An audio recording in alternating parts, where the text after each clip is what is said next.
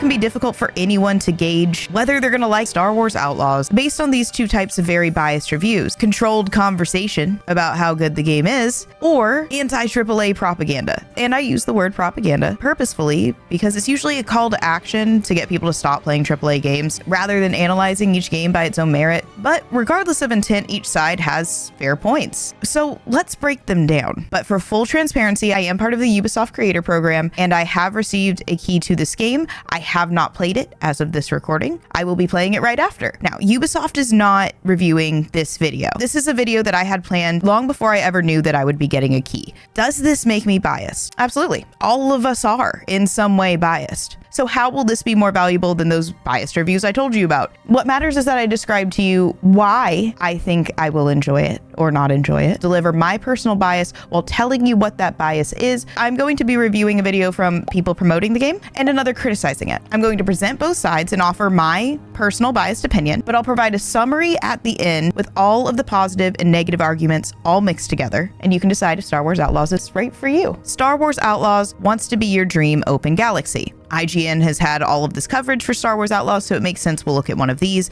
This one really goes over their intent, so that's the reason I chose this game, because we can really break down why they say those elements exist in the game and see if we're seeing that compared to the video of the critic that we'll watch later. You steal a ship and you explode into the galaxy, and all of a sudden you crash land on this planet, which is wide open world. That sort of sense of everything growing for you, and not just the scale of the galaxy, but the scale of the possibilities for you as a character. This one tells me something that I really like in games. The stakes and the agency of the character matter. A lot of the popular games we have are save the world type trope, and that's the story that comes out of it, whereas this one is more like character opportunity. Perhaps Outlaw's most interesting method of breathing life into its open world is its approach to character progression. There's no leveling up or incremental stat boost to drop experience points into. Instead, Kay's ability and equipment are linked to experts, people you'll meet across the galaxy who'll grant you upgrades in exchange for work. This is immense. I don't think people realize how unique this is, and I don't know why people haven't been talking about it. Most open world games and most action adventure type of games, especially if they have any RPG elements, are built on skill trees. That's how the character progresses, and it's a really easy, fundamental way to just give you your skill sets.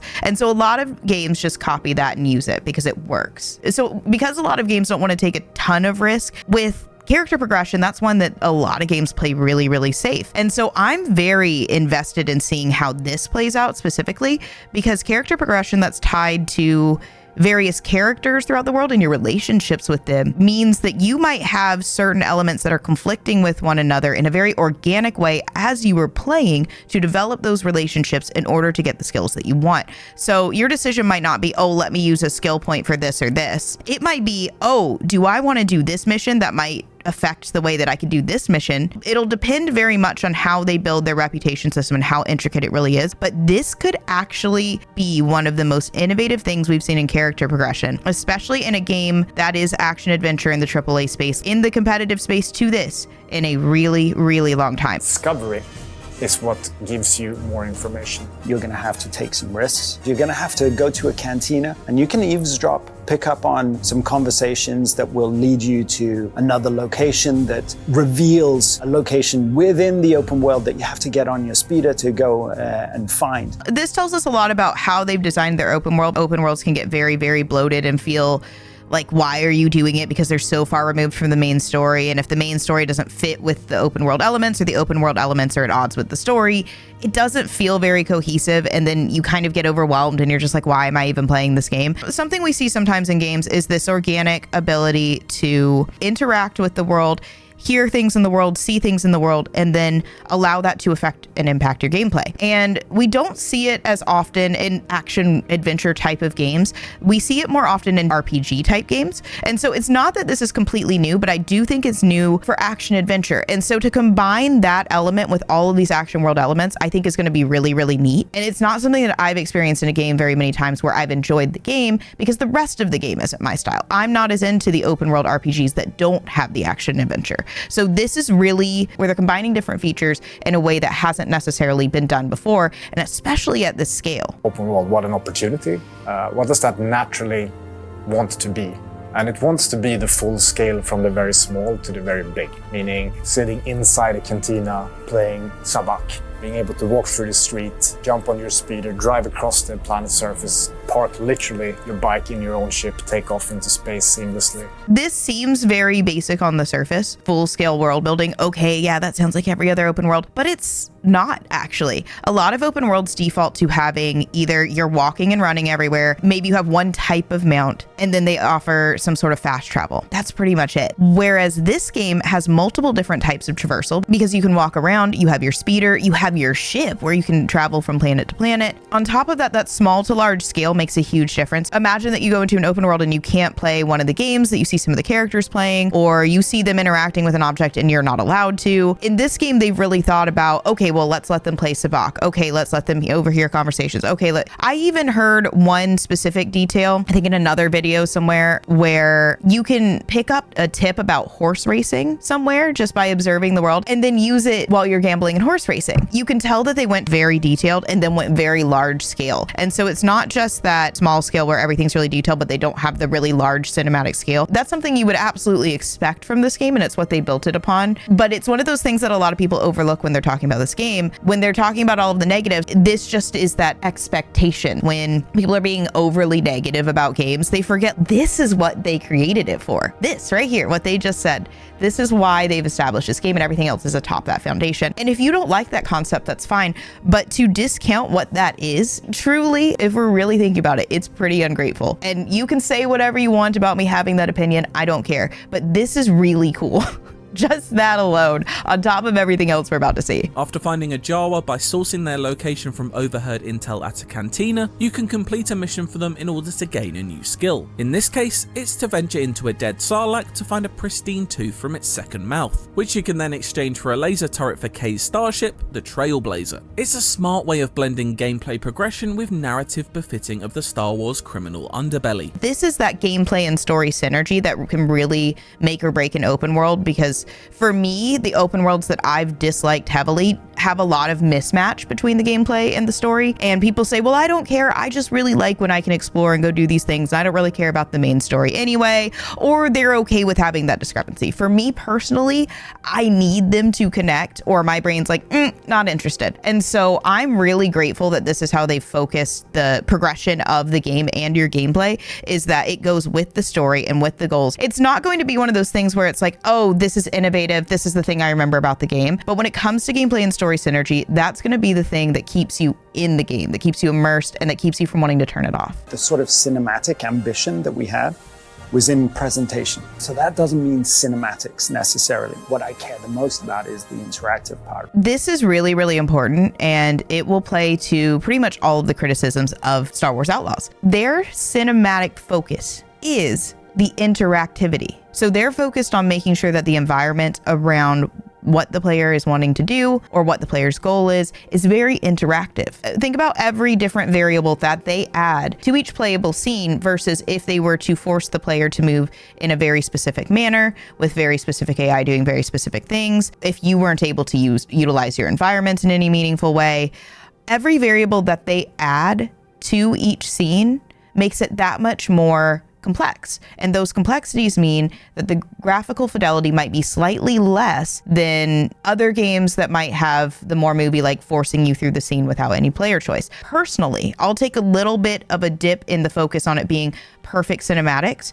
so that I can have some player freedom. In terms of mission design, we've seen action ranging from stealth infiltrations, frantic dogfights, high-speed chases, and intense blaster battles, with some quests even evolving to include all these elements at different stages. It's funny to me, personally, when people say that Ubisoft has a repetitive formula, because I found that in all of the games that I've played, there's a pretty huge variance in mission design most of the time compared to a lot of their counterparts. They've just described multiple different types of mission designs just in this one review. So imagine what they have throughout the entire game. That will keep me personally, and probably a lot of you, much more immersed than if it was the same thing over and over. But if you like repetitive games, if you like those where you can master a specific type of format over and over again, just keep that in mind. I just started this one, and then Murph was like, I need attention. I need to see what's going on. So everybody say hi to Murph as we watch the next clip.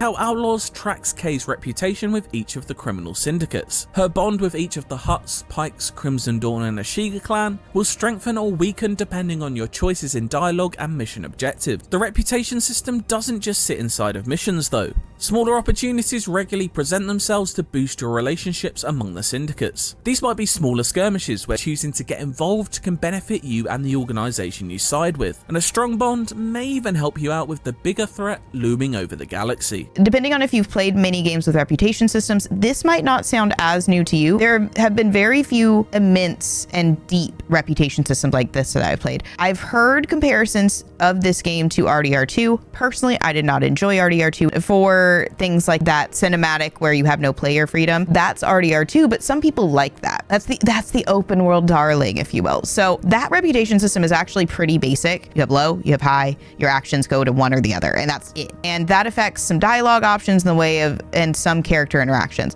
but it doesn't really affect where the game goes and what opens up for you. It's not as intricate as this. It can to some extent change some of the opportunities if someone is being nicer to you or less nice to you, but this is talking about a reputation system that is built with the actual character progression, which is not something that games like RDR2 have. So this one is actually built into both the main and the side missions, all around opening up opportunities based on what you're deciding all throughout the game. So to me personally, coming from the action adventure genre more than the role-playing genre, this is something I haven't seen very often, and I'm really excited to see how this plays out. This might be the most immense reputation system we have ever seen in the action adventure genre. The wider Star Wars narrative. But between those moments, we knew early on that if you got distracted by curiosity, the world had to react to that. It had to expect that the player is going to go off the beaten path. When I get interested organically in something outside of the main mission, that means the game has done a really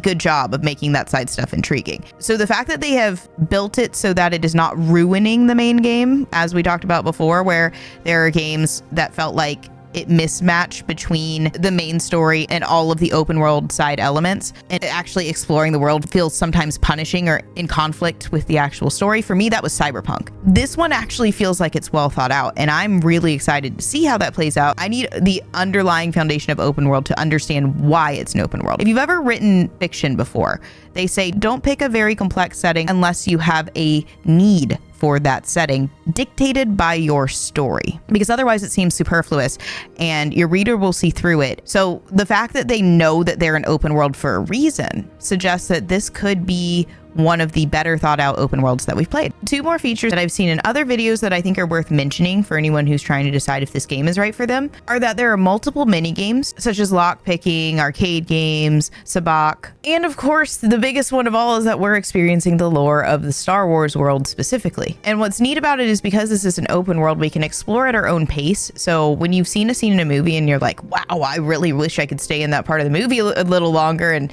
explore and see what it looks like, you can do that in here. And so that's obviously a huge advantage to anyone who is into Star Wars wanting to play this game. Now, with all of that potential, what could people possibly complain about? This is the second video we're going to be watching. Paid to play, the dead game IGN just loves, Star Wars Outlaws. Now, they're saying paid to play because they assume that all of the reviews for this game have been bought. And like we said, it does seem like there is a very controlled aspect to their marketing campaign, including the reviewers on YouTube. And there's a larger conversation to be had about the good and the bad with that, because what content used to be was a lot more genuine and there wasn't as much of this relationship with the brands one-on-one, especially on this large scale. So there is something to be said for that, but it's also simply marketing. So I want to at least suggest that anybody who is looking to learn about games these days, take everything that they consume with a grain of salt. Our review system sucks. It does. I have a whole new series I've been working on called the Disagreeing with Reviews series, because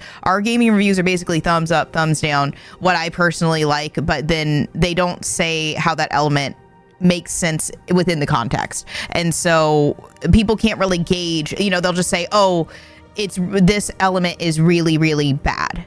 and they won't tell you why. So you don't know if it's something that you might enjoy personally. We're going to see a little bit of that in this video, and I'm going to call it out when we see it. Also, the Dead game IGN just loves. The Dead game is very presumptuous. Obviously, the game hasn't even come out yet. So to say that, it obviously lacks any real backing at this time. Nonetheless, this video has a great representation of a few fair concerns for those who are considering purchasing the game, especially for those who think differently than I do, because there are people who value different things in games, and I think that there is an audience that says this is not my type of game. So let's go over these points, and again, we're going to mix a summary at the end to talk about which elements are for you and which aren't. It's focused on the, and I quote, first open world Star Wars game. The back-to-back successes with both The Division and The Division 2. Right. The Division trailers promised one thing and delivered another.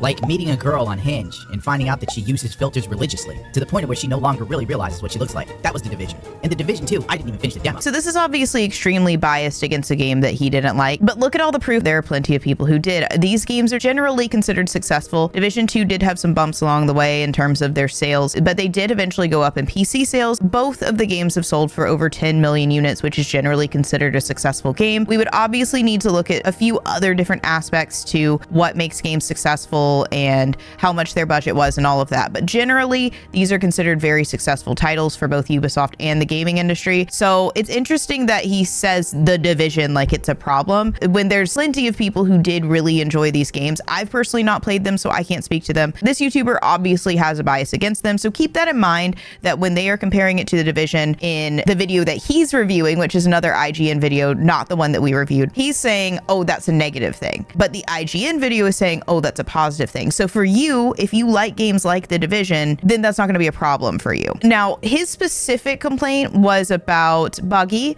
which I have a lot of thoughts about buggy, and for me, that's like very low on my list of problems that I'm really concerned with. When people talk about modern day games being really terrible and buggy and all of this stuff, games have always been buggy, and now we have different types of saving to actually make up for that. A lot of the bugs that I've experienced have generally been pretty funny. I experienced one recently that was not so much, but I just had to adjust a couple settings and it was over with, and that was in an older game. So to suggest that it's a new problem is not true. But the reason I think it's become so prevalent, especially at launch, having all of these bugs and glitches and issues, is because these games are much more complex than they used to be. So we need to give the devs a little bit of room to breathe, to be perfectly honest. I understand that we want a perfect product, but that's a bit unreasonable when we're talking about the scale of the games that we're receiving now. You can just ignore a game if you don't like it, and there's still millions of games out there that you can play. First look, starts off with a bang. When I first saw this video on Twitter, the explosion was rendered so poorly that I thought people were like making memes. Okay, so watching that, I do see what he's saying about the graphics and the cinematics. That one rendering right there does look pretty rough. You can see, you know, I'm no game developer, but you can see, you know, some things going on here that don't look perfect. I see that. So this is his first fair criticism, is that some of the cinematics might have, based on what we've seen so far, imperfect graphics. Does that affect my gameplay in any severely meaningful way? Not so much. If you are a graphics snob, which is okay, I can sometimes be a little bit of one. Graphics and storytelling is more than just a cherry on top for me as well. I love playing modern games. It may be important to you, so keep that in mind. They may not be as cinematic as you would expect from a very large AAA game. Now, did I see that same thing in the gameplay? I didn't personally see any issues with the gameplay, and that's where I'm going to be spending most of my time anyway. Here's the thing, cinematics can improve the experience, but they don't meaningfully detract from the experience. If I see really good graphics, I'm like, whoa, this game just went over the top for me. But if I see kind of rougher graphics in a cinematic, it's just like, oh, okay, that was silly, and you laugh about it and you move on. Versus in the gameplay, it might be a little bit more noticeable, especially if it's affecting how you're playing. So for me, that's where it matters more, and I personally didn't see any issues with the gameplay that was shown here. He had his little dude sitting there watching the TV as though there was something wrong. He's cutting through the video just like I'm cutting through the video. So I assume if he's showing something, it's for a reason. And I assume he was trying to show that there was bad gameplay in there, but I didn't personally see it. It looked good to me. The writing for the mission is so formulaic Star Wars tropes. Oh, the Jawa wants something, and while you're away, they're ready to strip your ship or droid. Haven't seen that plot line before a million times in Star Wars. Didn't they recently just do that with The Mandalorian like a year ago? This specific part of the IGN review seems a bit similar to what we saw, talking about that mission design. He didn't touch on the mission design at all. He only touched on complaining that it was similar to the other mediums that Star Wars has been in. I don't see a problem with that. If anything, that sounds like a good thing, because that's something that the Star Wars community will be familiar with. They probably enjoyed, and they're like, wow, that would have been a cool thing to maybe live out in a video game. Imagine that. You're taking it to a new medium, you're adding the advantages of that medium over top of the story that people already know and love. That's what a lot of games that are taking from large IPs do, and it makes them special and unique, is because people can then enjoy them from a perspective where they're controlling some of the outcome and the decisions throughout it. This is a good thing to me. If it's not to you, at least now you understand what that feature is and probably why they did it and who it will attract. Oh wait, the guy who wrote The Division and some other trash Far Cry games that have really stupid outlandish stories wrote this. So it makes sense, it's on brand. Calling something stupid doesn't make it so. Let me put up things on the screen like I did with The Division. Far Cry has done relatively just fine. If anything, quite successfully, actually. We all have our different preferences, but he is once again saying, oh, that's a bad thing. This is not necessarily a bad thing. If you like Far Cry and you like how it was written, you might find some of those similar storytelling elements, because the same guy who wrote a lot of the Far Cry games is writing this one. If you didn't like it, then you might not like it. That's what analysis really is. It's breaking down, here's the feature, here's the component, here's what it is, here's the likely intent, here's how it will actually have results for the customer. And so we can break it down and actually look at this, still having our own biased perspective, but understanding the other sides of all of it, understanding the context surrounding it, so that we're not listening to someone else's bias and then just parroting it over and over again, like we see so many times on YouTube, Twitter, Reddit, all of these places where gamers come together and just express the same opinion over and over. It's exhausting. So Far Cry similarities. Is it good or is it bad? It's not necessarily either, but it's been pretty successful. We got a sneaky mission that shows off just how trash the NPC AI is in this game. All this for a tooth.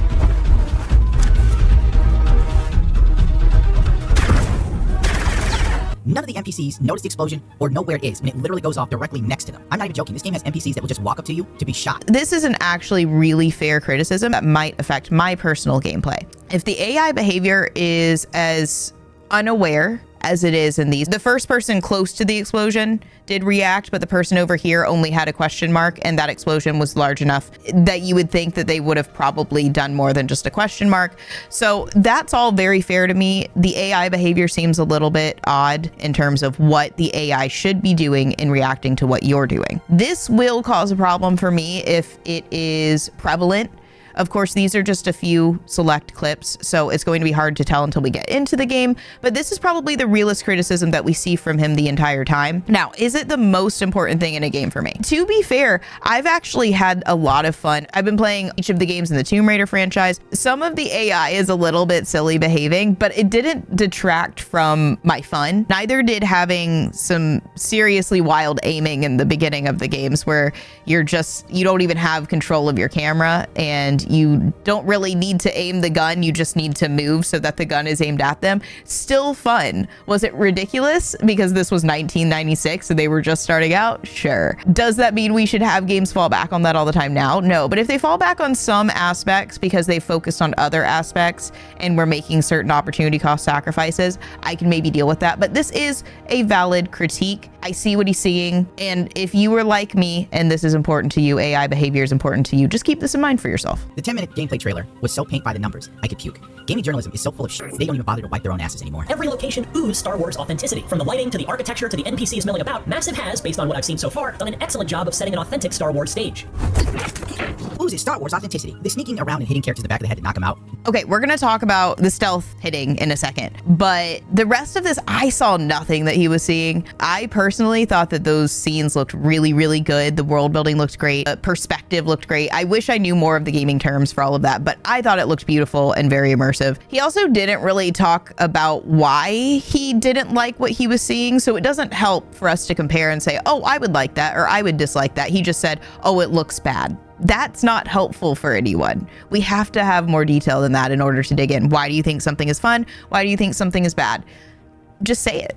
You have your opinion. If you don't have a reason for your opinion, if you can't figure out why, then it's probably not your opinion. That's something that I've realized over time. If I hold a belief that I don't have a reason for, it's probably somebody else's belief that's been implanted in my head. Now, let's take a look at these stealth hits, the stealth takedowns, because they really are, there's something to be said about them, and I don't think they're a super huge deal. If anything, they're probably going to be pretty funny, but it is something to notice if this is important to you. So here, pay attention. Job of setting an authentic Star Wars stage.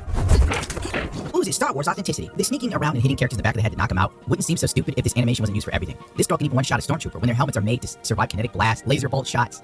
This suit can even protect you from the cold void of space for a little while. Oh well, what does it matter? Okay, so the what doesn't matter is pretty funny because it really doesn't matter that much in terms of your actual gameplay. But if you're somebody who's really interested in the Star Wars lore, that's probably going to bother you over and over and over again. With my chat, we're just going to laugh about it and say, oh, that's silly. It doesn't meet the lore. I don't know why they decided to do something where, like he said, part of what bothers him is that it's the same animation over and over again with it. So he's not wrong. And I'm glad that he explains that it's the repetition that bothers him the most, because the animation does repeat for any type of enemy. And that is problematic when the lore says, hey, you probably can't. No, you definitely cannot take down an enemy that way in reality, especially since we know she's not a Jedi. That's not her type of character. And speaking of, this is not something that I've talked about in the summary list or anything else, but I just wanted to point out that I think it's cool that we're playing as someone who's not a hero.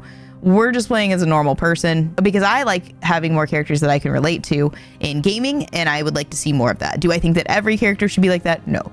But I do like that this character specifically is like that, and I would like more of that in gaming. Kind of like in cozy games, we get that a lot, but we don't get it as much in action and adventure. And of course, that makes sense cinematically, that a lot of heroes can be cinematic, and so action adventure gets a lot of that. But that doesn't mean that that's the only way that we can write a game. So I just think that's cool. Back to what he was saying, being able to just knock out any character. I hope that maybe they explain it. If they don't, it is kind of a bit of a plot hole, a gameplay hole. I don't even know what you call that, but it's something to be aware of. I think that this is a reason that anybody would not buy the game? That out of all of the things that we've looked at, this is like your red line. I mean, listen, everybody has their opinion, I guess, but that's what I see all over social media, is specifically looking at that clip, and people are like, oh, this game sucks.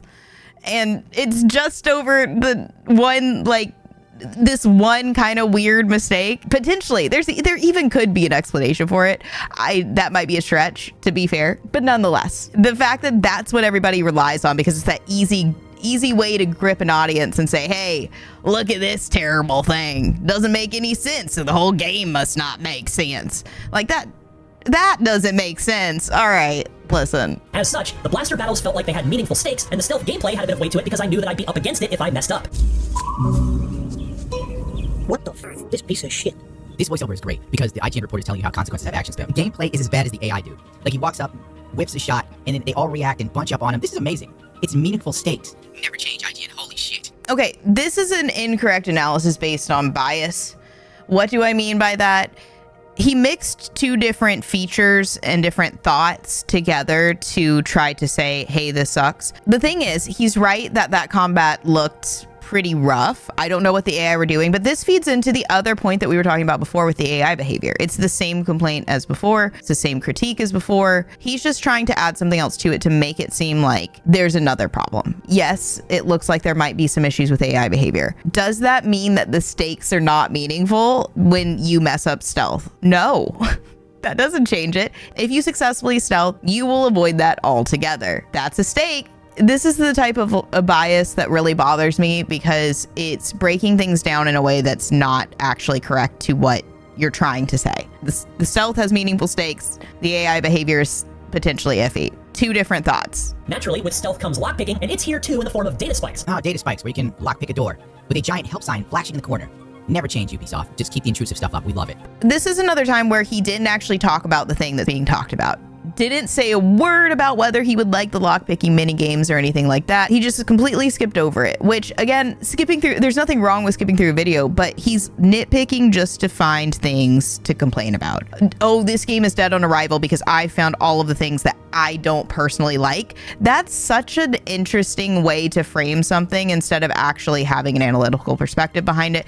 Now, I actually agree with him on the point he was making, though. I don't personally like games backseating me all the time. It drives me freaking nuts. I'm over it. I am so tired of it. Now, to be fair, I'm a pretty gamery gamer at this point. I game a lot because I stream a lot. That's what I do for a living. So because I game so much, I don't need the hints as much as somebody who might be a very, very casual gamer. Anytime that you bring in a big IP where you're going to attract people who are not as into video games, but they just want to play it because they like that story, brand, IP, then you're likely going to cater a little bit more to them. So it's understandable, but I do also dislike it quite heavily. I really wish that we would devolve this trend of over-explaining games. When I played older games, they almost never do that.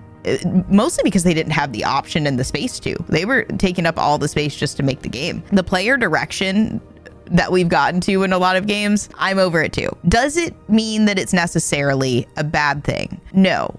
Because some people might like it. Like I said, if you were a casual player coming in, just like I love Star Wars, but I don't game that much, you might love having the little help button right there. So while it's bad for me, it might be good for you. Did he just tell me the energy weapon can't be reloaded, but her blaster, which is an energy weapon, can be reloaded? Okay. I understand that this is to keep people from being OP, which probably tells you everything you need to know about the video game, but good lord. It's kind of like something you can only... Who cares? I love that he says who cares, but he clearly pointed that out because he cares. So he might be onto something with the lore. I honestly don't know. If you know, feel free to put it in the comments. He's saying that you don't reload that type of gun, but you do reload a different type of gun, but you're not allowed to in the game. I care more about gameplay and story synergy than I do about the lore synergy with those two. But if you have the trifecta, you have the game that like you cannot ignore. So you do want to try to have all three of those elements agreeing with each other at all times if you can. So that is a detractor for me if that is against the lore. Now maybe that's such deep lore that other people wouldn't know, but I don't know. Do you know? Is that deep lore for you, or is that you're like, of course, yes, that type of gun reloads, that type doesn't. Gun is a charging electronic gun or something. I don't know. I also don't understand why the second part of this is he said they must be trying to make it so players can't be OP. Wow, how dare you? So I don't really understand that part at all. Why would you not want the game to be balanced? Does he want to be able to cheapen the game and basically cheat certain systems if you can get certain weapons? Because most of the time when that happens, gamers complain because the game isn't balanced. So honestly, I don't really like when games are super, super easy most of the time, because then it could just be a movie. And there's no reason to have me play in it. I like the problem solving. I like feeling like I've accomplished something and that I've exercised my brain muscles. But that's me. If you like a really easy OP, maybe this guy likes really easy games. I don't know. He doesn't strike me as someone who likes really easy games based on his commentary, but that to me says, oh, I like easy games that I can cheat. I don't know why he wants the ability to become OP and why that's a bad thing that it's not. So if anybody got something different from that, let me know. The bike controls well. It almost feels like driving a boat in Wave Race 64, and that it's pretty fast and arcadey and maneuverable, but hardly handles like it's on rails. Oh my god, this game actually looks genuinely bad. What's really awesome about this particular part of the video is that he says absolutely nothing about why he doesn't like it. There's two very unique types of traversal in this game with the speeder and the ship. I don't know what he's upset about. I think both of them look great. If anybody saw something bad there, let me know, but I saw nothing bad and he didn't explain it. He just said, oh, that looks awful. How do people review like this? It doesn't give you anything to go off of. And the thing about how things handle in games is something that you have to feel while you're playing the game. So if you saw something really outlandish in clips before you played it, you might be able to tell if there's something off. I saw nothing outlandish, so the only way that I'm going to be able to tell if it feels good, if it handles good, is by playing the game. And while yes, there will inevitably be a day one patch, as most games have nowadays, it was still disappointing to see as many annoying little, admittedly mostly visual and harmless, glitches as I did. Lovely to know that the game is buggy, like we couldn't tell by looking at the damn video you've edited and posted up. But the day one patch will hopefully help with that. Is this where we are in gaming, where literally games launch broken all the time, and then you have to wait for the day one patch that might make it play a little better than before? This game will never fully be fixed. It's a Ubisoft game. Assassin's Creed 3 still has bugs that were never addressed, and that game's like 15 years old. Okay, so if you saw that clip he used from Assassin's Creed, he was using a character skin that wasn't for that specific game. That was one from Origins that he was using in Assassin's Creed 3. So that's another layer of complexity where that if anything was going to add a little bit of potential glitching, it would be using a skin from a different game that is a completely different character model in the scene. Like, that's something that maybe you would forgive because that's not even part of the major game. I just found that to be an interesting clip to use out of all of them. Also, we've talked about bugs. I don't need to talk anymore about that. But it just seems like, you remember when I said most of the negativity I've seen surrounding at least Outlaws specifically, and actually a lot of the AAA games, it's usually this anti-AAA propaganda. And I say it's propaganda because you've seen how there's not even a backing to a lot of what he says. It's just, I think this looks bad. You can see them like feeding this perspective of don't buy the AAA games, don't buy the AAA games. You have to think about their intent and motivation. I try to do that with everything that I consume, is think about what are they trying to communicate with me, and are they being direct and genuine about it? Obviously, with the good video we watched from IGN, they were reviewing the game in a way that was obviously very hand in hand with Ubisoft, and they were telling us, hey, you should buy this game. That it's marketing. That's what that video was. This video is very much in that realm of don't support AAA. Now, why would they not want you supporting AAA? All of these different YouTube reviewers, Redditors, and Twitterers who are very, very, very upset at the modern gaming industry, they want them shut down and all of those resources going to indies, because they think that they will do it properly. Now, what they don't realize is that when you get to that scale, when you get to that budget, there is a different game literally being played with how they are marketing games and taking risks, because they are taking risks with millions, potentially billions of dollars. That scale means that they're going to back out the risk a little bit. Just keep that in mind. Whether that's a good or bad thing is your personal decision, whether you like that or not, because they're going to provide those immense cinematics, the other immense elements and the scale that a AAA game can provide, but it's going to come at a cost, which is that there's going to be less quick innovation because they are taking fewer risks because of the larger budgets. That's just part of it. I too would like to see a lot more innovation in the AAA space personally, and I think that it would go better than they think it will, but take a look at sometimes when they do innovation and people get upset.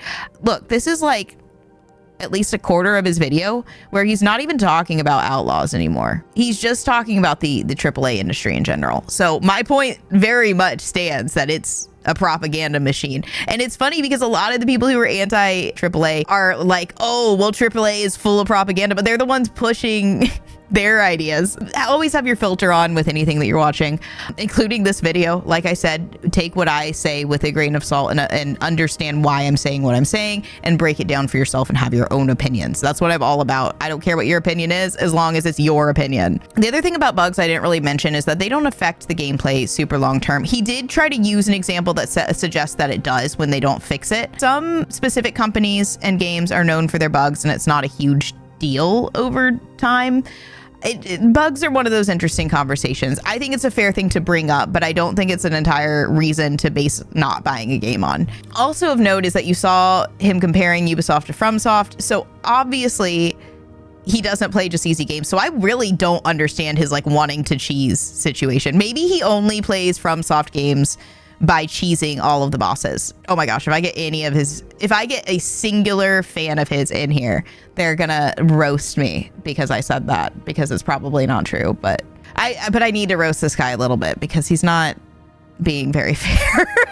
German YouTube channel removes their Star Wars Outlaws preview video after admitting a third-party agency had to approve it. Video games now for like political campaigns in America. Okay, so he's talking more about the marketing than the actual game. I don't think this is a reason that you should buy or not buy Outlaws. There are important conversations to have surrounding this, so just note it for yourself. Know that he is pretty right on this topic, but that it has very little to do with the quality of the game itself, or whether it'll be successful, since that seems to be what his point he's making in this video is. Now, just like my commentary going over the positive aspects of Star Wars Outlaws, I also have two other criticisms for the game that I didn't see specifically in these videos, but that I have seen all over other videos and discussions. Sorry, I'm already laughing. Many of the criticisms about Star Wars Outlaws are that the protagonist is a woman. God forbid.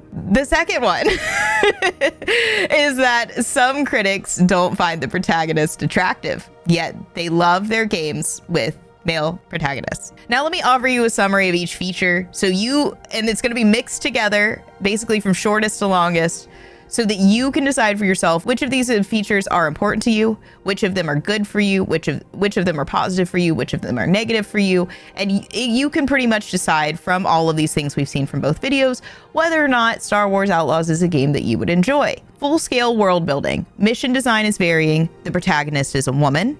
Hints are obvious for players. Reputation system is a huge focus. Exploration is observation-driven. Gameplay and story have synergy. There are rumors of a day one patch. Interactivity is the cinematic focus. Character opportunity is a large focus. A critic personally does not like Ubisoft. Has gameplay similarities with The Division. Written by a key writer for the Far Cry series, an AI example in combat shows confused AI. Some critics don't find the protagonist attractive. A critic didn't enjoy the world's large-scale graphics. An AI example didn't shoot back when close to the player. There are rumors of some graphical and gameplay bugs. You can't keep guns picked up from others once out of ammo. Some cinematic graphics presented are questionable quality. Gunplay balance seems to prevent players from becoming OP. An AI example showed behavior unaware of close surroundings.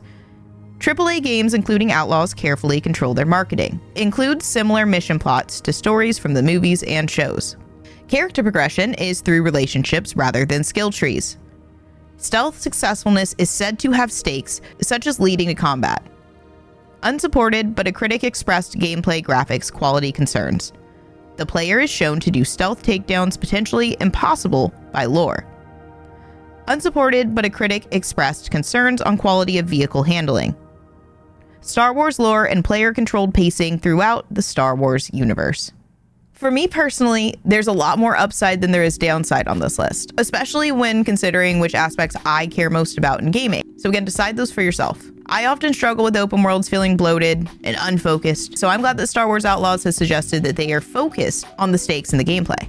And from what we've seen so far, it's actually really possible that this could be one of my favorite all-time open world games. I honestly can't wait to see how it plays out, so I'm going to stop recording so that I can go play it. I'm MADkurious, and I will see you in our very first look at Star Wars Outlaws very soon.